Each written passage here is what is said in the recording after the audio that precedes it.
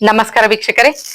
ಈ ದಿನ ಪುರಂದರದಾಸರ ಕೀರ್ತನೆಯನ್ನ ತಮ್ಮಿದ್ರಿಗೆ ವಾಚನವನ್ನ ಮಾಡ್ತಾ ಅದರ ಸಾರಾಂಶವನ್ನ ಹೇಳ್ತಾ ಹೋಗ್ತೀನಿ. ಶೀರ್ಷಿಕೆ ಜಾಲಿಯ ಮರದಂತೆ ಧರೆಯೊಳು ದುರ್ಜನರು. ಜಾಲಿಯ ಮರದಂತೆ ಧರೆಯೊಳು ದುರ್ಜನರು, ಮೂಲಾಗ್ರ ಪರ್ಯಂತ ಮುಳ್ಳು ಕೂಡಿಪ್ಪಂತೆ, ಮೂಲಾಗ್ರ ಪರ್ಯಂತೆ ಮುಳ್ಳು ಕೂಡಿಪ್ಪಂತೆ. ಬಿಸಿಲಲ್ಲಿ ಬಳಲಿ ಬಂದವರಿಗೆ ನೆರಳಿಲ್ಲ, ಬಿಸಿಲಲ್ಲಿ ಬಳಲಿ ಬಂದವರಿಗೆ ನೆರಳಿಲ್ಲ, ಹಸಿದು ಬಂದವರಿಗೆ ಹಣ್ಣೇ ಇಲ್ಲ, ಹಸಿದು ಬಂದವರಿಗೆ ಹಣ್ಣೇ ಇಲ್ಲ, ಕುಸುಮ ವಾಸನೆ ಇಲ್ಲ ಕೂಡಲು ಸ್ಥಳವಿಲ್ಲ, ಕುಸುಮ ವಾಸನೆಯೇ ಇಲ್ಲ ಕೂಡಲು ಸ್ಥಳವೇ ಇಲ್ಲ, ರಸದಲ್ಲಿ ಸ್ವಾದವು ವಿಷದಂತೆ ಇರುತಿಹ, ರಸದಲ್ಲಿ ಸ್ವಾದವು ವಿಷದಂತೆ ಇರುತಿಹ. ಜಾಲಿಯ ಮರದಂತೆ ಧರೆಯೊಳು ದುರ್ಜನರು, ಜಾಲಿಯ ಮರದಂತೆ ಧರೆಯೊಳು ದುರ್ಜನರು. ಎಷ್ಟೊಂದು ಸುಂದರವಾದಂತ ಕೀರ್ತನೆ. ಇಲ್ಲಿ ಪುರಂದರದಾಸರು ದುರ್ಜನರನ್ನ ಮುಳ್ಳಿನ ಗಿಡಕ್ಕೆ ಹೋಲಿಸಿದ್ದಾರೆ. ದುರ್ಜನರು ಅಂದ್ರೆ ಮುಳ್ಳಿನ ಗಿಡ, ಜಾಲಿಯ ಮರ ಅಂತ ಅರ್ಥ. ಜಾಲಿಯ ಮರ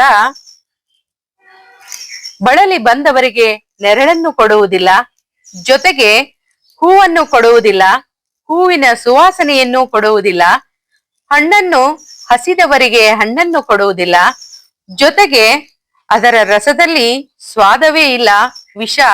ಅದೇ ರೀತಿಯಾಗಿ ಇಲ್ಲಿ ದುರ್ಜನರು ಸಮಾಜಕ್ಕೆ ಕಂಟಕಪ್ರಾಯರು, ಅವರು ಸಮಾಜದ ಒಳಿತಿಗಾಗಿ ಇರ್ಲಾರ್ದವರು ಅಂತಕ್ಕಂಥದ್ದನ್ನ ಕಾಣ್ತೀವಿ.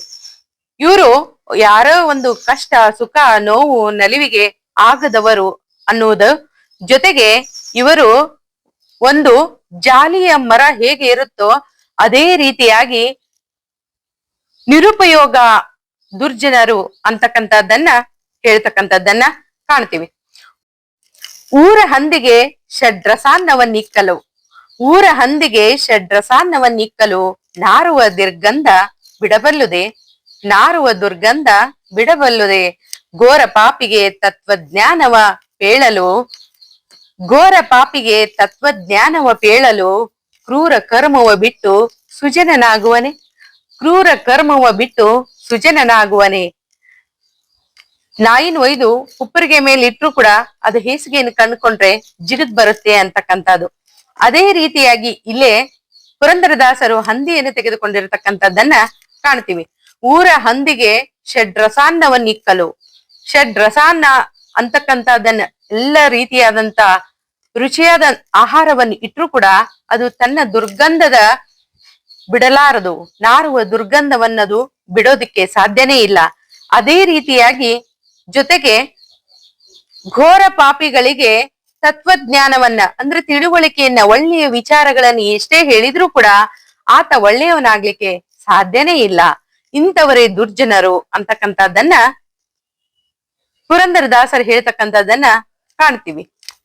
ತನ್ನಿಂದ ಉಪಕಾರ ತೊಟಕಾದರೂ ಇಲ್ಲ, ತನ್ನಿಂದ ಉಪಕಾರ ತೊಟಕಾದರೂ ಇಲ್ಲ, ಭಿನ್ನಾಣದ ಮಾತಿಗೆ ಕೊನೆಯಿಲ್ಲ, ಭಿನ್ನಾಣದ ಮಾತಿಗೆ ಕೊನೆಯಿಲ್ಲ. ಅನ್ನಕ್ಕೆ ಸೇರಿದ ಕುನ್ನಿ ಮಾನವರಂತೆ, ಅನ್ನಕ್ಕೆ ಸೇರಿದ ಕುನ್ನಿ ಮಾನವರಂತೆ ಇನ್ನಿವರ ಕಾರ್ಯವು ಪುರಂದರ ವಿಠಲ, ಇನ್ನಿವರ ಕಾರ್ಯವು ಪುರಂದರ ವಿಠಲ.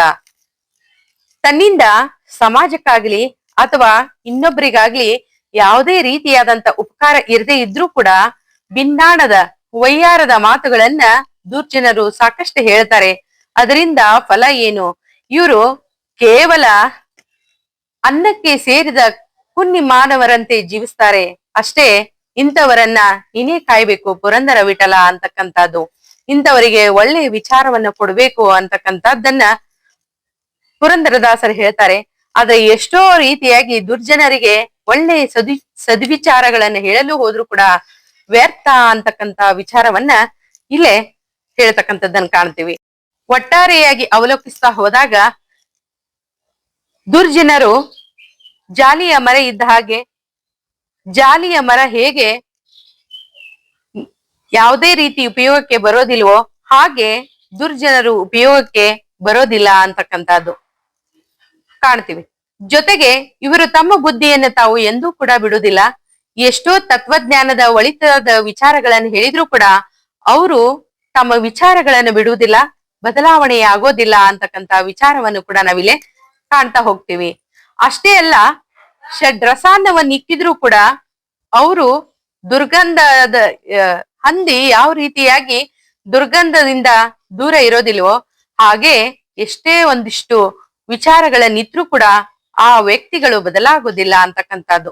ಒಟ್ಟಾರೆಯಾಗಿ ಜಾಲಿಯ ಮರದಂತೆ ಧರೆಯಲ್ಲಿ ದುರ್ಜನರು, ಸಮಾಜದಲ್ಲಿ ಜಾಲಿಯ ಮರ ಇದ್ದ ಹಾಗೆ ದುರ್ಜನರು ಅಂತ ಹೇಳ್ತಕ್ಕಂಥದ್ದು. ಅಂದ್ರ ಸಮಾಜಕ್ಕೆ ಮುಳ್ಳು ಅಂತಕ್ಕಂತ ಸಂದೇಶವನ್ನ ಈ ಕೀರ್ತನೆಯಲ್ಲಿ ಪುರಂದರದಾಸರು ನಮಗೆ ಕೊಟ್ಟಿರ್ತಕ್ಕಂಥದ್ದನ್ನ ಕಾಣ್ತೀವಿ. ಇಂಥ ವಿಚಾರಗಳನ್ನ ಕೊಟ್ಟಂತ ಪುರಂದರದಾಸರಿಗೆ ಧನ್ಯವಾದಗಳನ್ನ ಹೇಳ್ತಾ, ಇಲ್ಲಿಯವರೆಗೆ ನನ್ನ ಕೆಲವೊಂದಿಷ್ಟು ವಿಚಾರಗಳನ್ನ ಕೇಳಿದಂತ ತಮಗೂ ಕೂಡ ಧನ್ಯವಾದಗಳು.